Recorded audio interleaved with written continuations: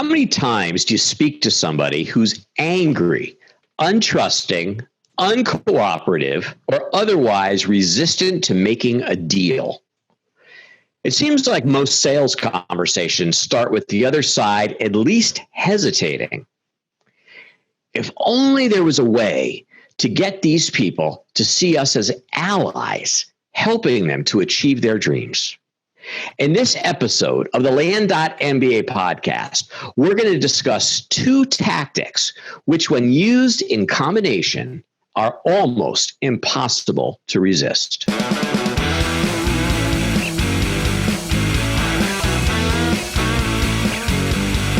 Welcome to the Land.MBA podcast, where we go deep into the business of land investing. Hey, what's going on today, Howard? Oh, dude, I tell you, I am at my wit's end.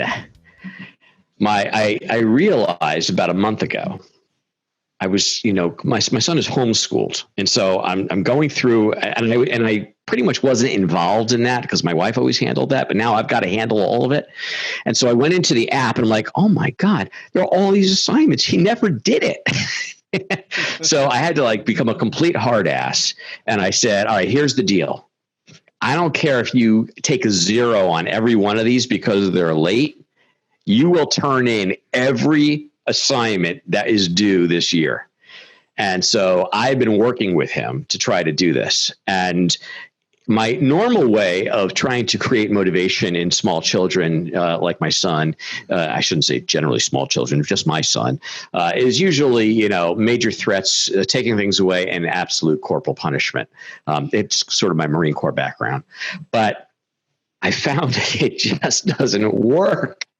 I mean, this kid is so resistant to punishment. I mean, I take away everything and he just laughs and he's like, oh, it's all good. Nothing seems to faze him. So I have had to try to figure out an entirely new technique to develop some kind of intrinsic motivation in this guy. So I said, you know what? I'm going all business negotiation on your ass. And so I've been trying to apply the same rules that I use in business to my son, because essentially getting your kid to do homework is kind of a negotiation. And holy smokes, he's actually doing it. It's crazy.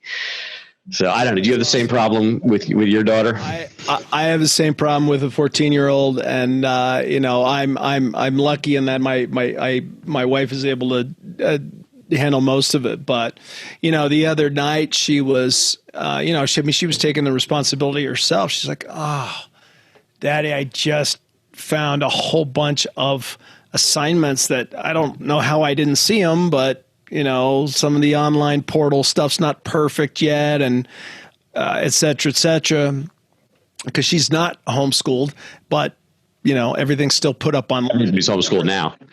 Yeah, but even during the school year, her assignments and everything are put up online so the parents can check and all that stuff. But and she was just having this huge feeling of overwhelm. She's like, I got 2 weeks left in the school year, and I just sat down. I said, let's just break it down. Look, we've been pretty lenient on your time because it's hard on you. We get it. You can't see your friends and whatnot during this, so we've been pretty lax. We haven't been hard asses on her.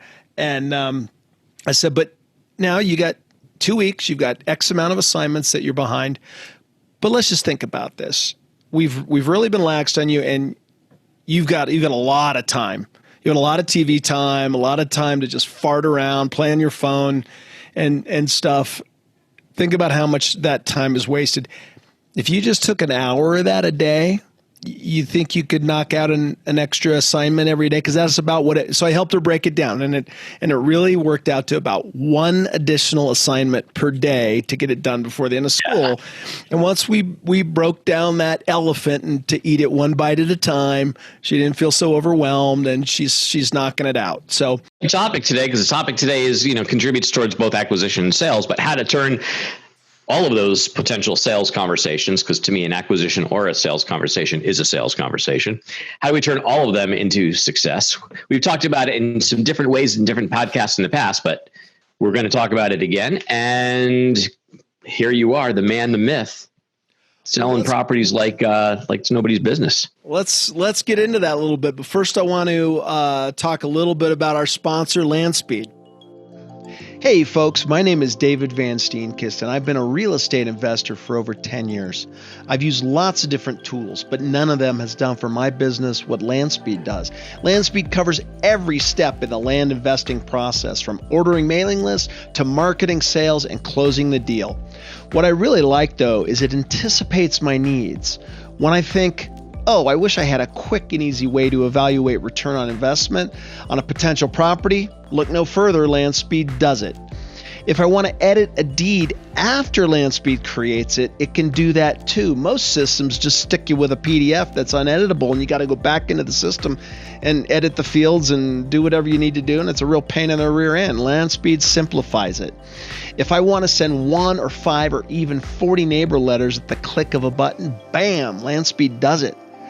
But even with all that inherent capability, you get access to Land.MBA community, you get weekly mastermind calls, and you get the best mailing rates in the business with no volume commitment, which is freaking awesome. Because if I just want to pop one contract to somebody, I don't have to pay $1.50. I still pay the bargain basement rate. And on top of that, customer service is stellar, quick, and they just do a great job. I've been very, very happy, very pleased with it.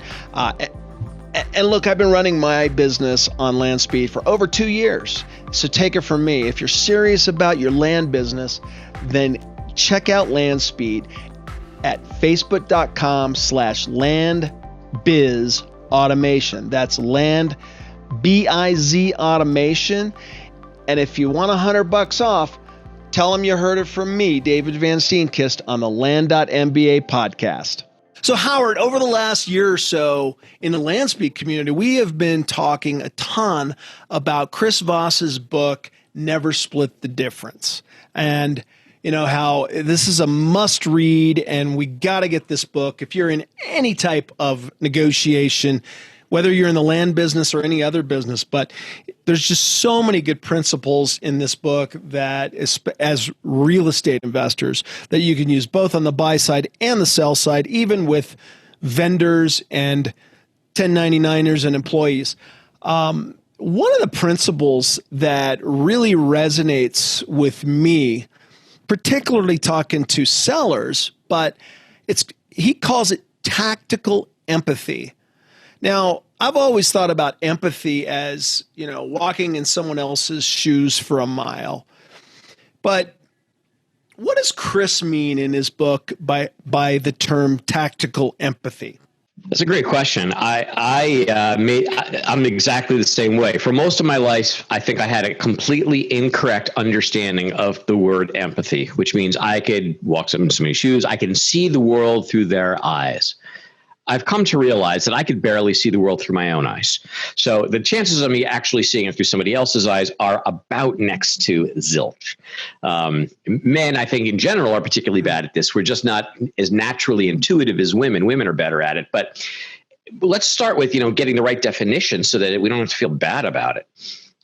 Before I even say anything about empathy, I will say, just reinforce that. I'm a kind of a voracious reader, in particularly a business reader. I read a lot of books. This book, Never Split the Difference, it's certainly in my top 3 all-time favorite books for business, maybe number 1. It's just so impactful, and I use the techniques every single day. It's just made a huge difference to me in my life. And as I was mentioning earlier in the podcast, I'm now using the techniques on my son, and it's working. So I figure if it works on my son, it'll work on anybody, because he's resistant to just about everything I say. So empathy is not being able to necessarily feel what somebody else feels. That's a really hard thing to do. Nor is it about agreeing with somebody else's position. It's simply to be able to understand where the other person is coming from and why they have the position that they have. So, and once you understand where they're coming from, you really want to go to the next step, which is to validate where they're coming from. And even the validation doesn't mean you agree with it. Their position may be completely delusional. That doesn't matter. What matters is that you're saying, I understand where you're coming from and how you got there. Nothing more. It's not a judgment on agreement or disagreement or anything else. I just understand where you're coming from and how you got there. And if you can understand that, it's a lot easier to show this empathy, because think about whether we're dealing with spouses, boyfriends, girlfriends, kids, whatever, within every one of us, there is a deep-seated need to be understood.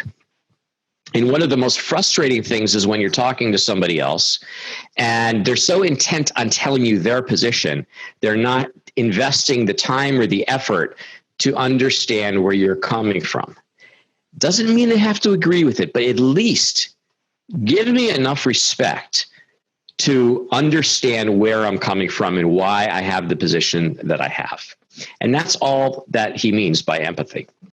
You were describing Chris's difference in tactical empathy and what he means by tactical empathy. And he gives some examples about, mirroring when we're talking to a cell, well, talking to anybody, but how would you give an example of, developing that tactical empathy via, mirroring and labeling when it comes to negotiating with sellers? Well, let's kind of define our terms here. So mirroring and labeling are two tactics that he uses. We will talk about it individually, but it's when you use them in combination that it's kind of the 1-2 punch to achieve tactical empathy. Before we get into the specifics of those two techniques, though, we should discuss what we're trying to get to. And what we're trying to get to is a common ground where we're working together to solve a problem. A lot of people go into a negotiation and they think that it's like a battle. It's me versus you. If I win, you have to lose. If you win, that means I lost. That's not true. In fact, the other person in the negotiation is not your opponent. The situation is the opponent. And you and the other person both have an interest in the outcome of the situation. And so the goal is to collaborate with the other person so that you can both achieve your objectives and defeat, whatever the situation is, or come victorious against that situation. And if you think about that, it changes the whole dynamic of the conversation. It's not me versus you. It's me and you to solve a problem. And so the way if you're on track, and you are, on the same path as the other person, is you want to get them to say this very, very critical phrase, and how they say it is important. The phrase is, "That's right." Now notice, I didn't say, "You're right." I said, "That's right." Because if they say, "I'm right," they may just be being nice. They may just, blowing smoke up my rear end or whatever it is. But if they say that's right, what they're saying is what I'm saying is correct in their mind, that we agree on the principle of it. And if we agree on the principle, now we are on the same team, the same page, and we can work through the details to get to where we need to close the transaction. So how do we get them to say that's right? Well, in order for them to say that, they need to believe that we understand them and where they're coming from. That's the empathy piece. And so there are two techniques that Chris Voss talks about in his book. There's others, but in this case, there are two. One is called mirroring, and the other is labeling. So mirroring is where you just repeat the last 1 to 3 words that somebody else is saying. There may be situations where it's not the last 1 to 3, maybe it's earlier in the dialogue, but typically it would be at the end. So let's just say I'm talking to a seller and he says, I got this letter from you, and I mean, what are you thinking? This price is insane. This price is ridiculous. I paid 5 times as much for that property. I might come back and say, 5 times as much? And I ask it like a question, because and when you ask it like a question, what you're doing is you're saying, I heard you. I care about understanding where you're coming from. I care about learning more, and I want to learn more. And so everybody wants to feel understood, and everybody, is flattered when people ask them to speak more. So it says, I bought that property. When I bought that property back in 2008, I paid this much money for it, and you're offering 1/5 of that. What are you thinking? And I might say, you bought the property in 2008? Yeah, I bought it, blah, blah, blah, blah, blah, blah. And what we're doing is we're eliciting more information from the person, information that we need in order to be able to understand where this guy is coming from. So we can just layer on mirroring after mirroring after mirroring until we feel in our hearts like we understand where they're coming from and why they're taking the position that they're taking. All right. So he's taking this position because he paid 5 times as much of the property, but he did it, before the financial meltdown. And so maybe property values were much higher back then, which, is not the situation today. So now at least I understand where he's coming from, whether I agree with it or not. And now I can talk to some extent about what my position is. But first and foremost, I'll say, so what you're saying, now this is where we get into the labeling. And the labeling is just me communicating to the other party what I believe their position is. But it's not me saying it as a fact. It's not me saying it as my opinion. It's me saying it as, I think, right? So you would use phrases like, it seems like, it sounds like, it looks like, it feels like. Any of those phrases would work. So I might say, oh, I see. So it seems to me like, you bought this property 12 years ago before the financial meltdown, and now you'd really like to get at least your money out of it. And then the hope is that he comes back or she comes back and says, that's right. That's right. Now, if they don't say that's right, I may ask more questions and do some more mirroring, because clearly I don't have a good enough understanding of their position that they would say that's right. Because when they say that's right, that what they're telling me is I understand their position.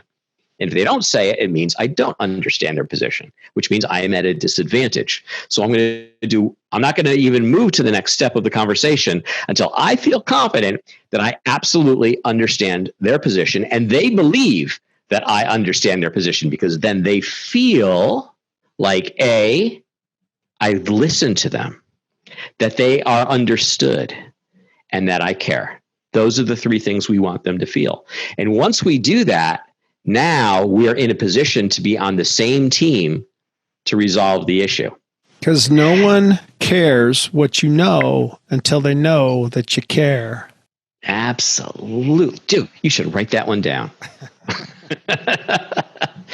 There is a question that I always ask. If there's a big difference in the price, like they want the market rate, and I've offered them 20 cents on the dollar, and it seems like we're having difficulty getting to the middle. I don't just run in and start telling them what my business model is and why I only pay 20 cents on the dollar. Ronald Reagan once said that if you have to explain it, you've already lost. Yeah. The question I always ask is, well, let me ask you this question. Assuming that we could come to terms on price, we could find a price that you were comfortable with and that I was comfortable with. Do you even want to sell the property?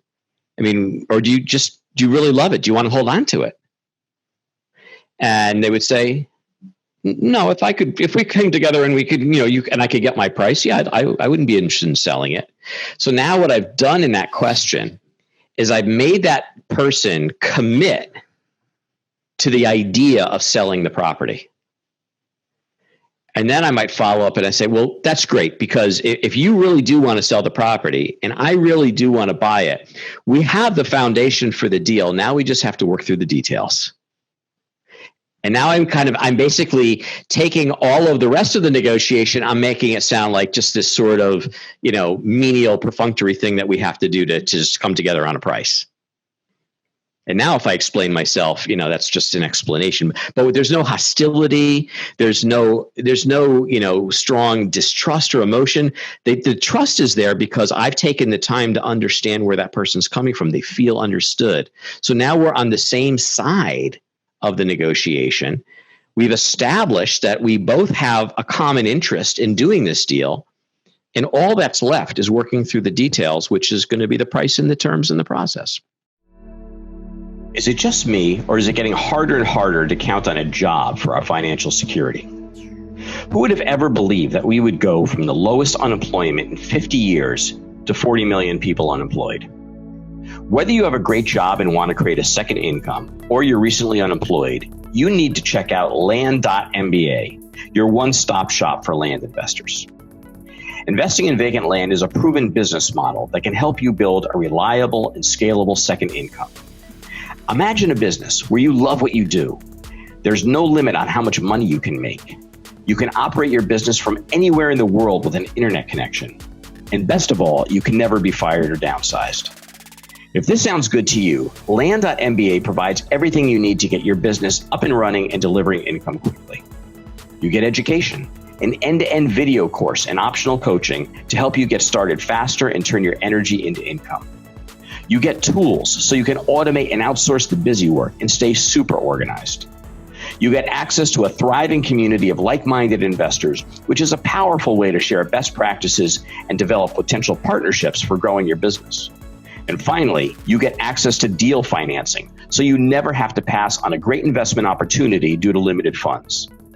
Our team has over a decade of real estate investing experience and has the knowledge and experience you need to help navigate any investing scenario. And with Land.MBA, we hold nothing back. Because there are no upsells, you get access to all of our combined knowledge right out of the gate. So don't wait to provide your family with financial freedom. Sign up today for Land.MBA's Soup to Nuts Land Investing video course. Just go to courses.land.mba and use coupon code FREEDOM to get 25% off. That's courses.land.mba and coupon code FREEDOM.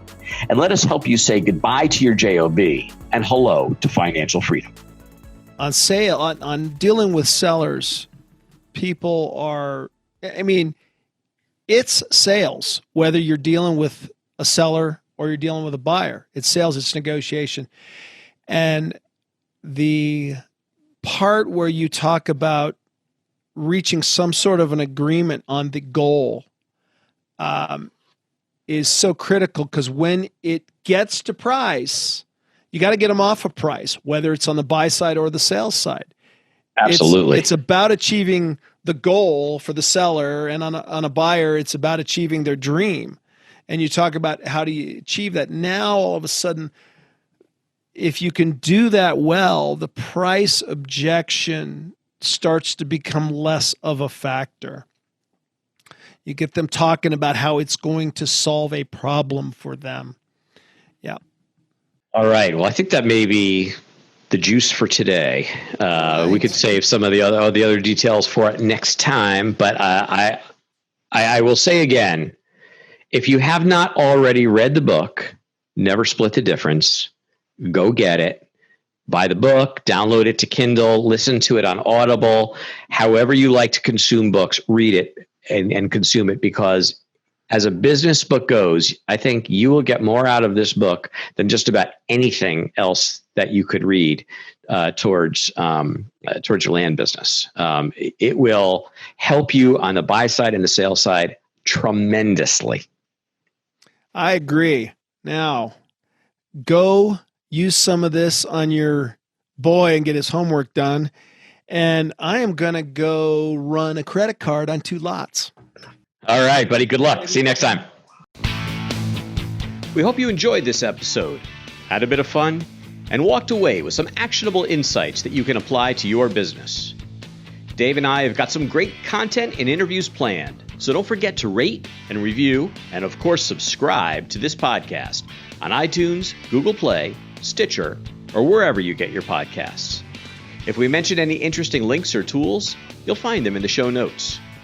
To learn more about Land.MBA, visit our website at, wait for it, Land.MBA. See you next time on the Land.MBA Podcast.